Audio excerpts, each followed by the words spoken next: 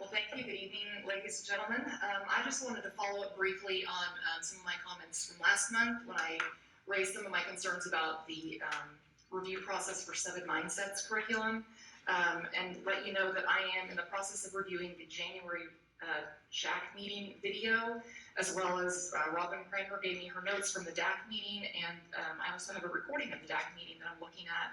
And I'm hoping to be able to come back to you next month and share with you whether or not I think, in my opinion, whether that process was fair to everybody involved, or if I think there's things that need to be improved. So that's in process. Also, I wanted to follow up on all of the, what was said last month about the library books. It was obviously, I think, disappointing for most people involved to see how many books were presented as not problematic when in fact they were.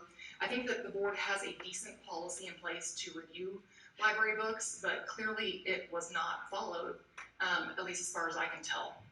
So my challenge to the board is this policy going to be enforced? The policy is only as good as its enforcement.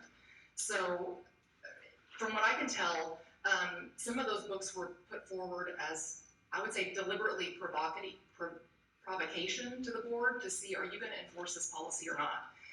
If my staff had seen a policy like that and they had presented materials like that to me, I would take that as insubordination. And so my question is just, what is the board going to do about that? Cameron shared with us some of the policies and procedures, but is anything going to happen? Or are we going to follow it? I mean, I don't have any confidence in the process at this point. So I would just like to remind the board that we have elected you, the taxpayers who live in the district, to represent our interests and make sure that school and everything that's in it is good for our children. The board then in turn hires a superintendent to carry out those wishes, and the superintendent has all the other administration, everybody, to make sure that this happens. I don't know where the breakdown happened as far as the books that were presented last month, but it's not acceptable.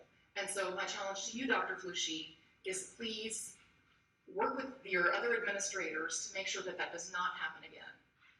And to the board, please apply the pressure to Dr. Flusche to make sure that that does not happen again. It's not complex. I don't think it's a difficult ask. We do not want sexually explicit materials purchased with our taxpayer dollars and provided to our students in the libraries. Thank you.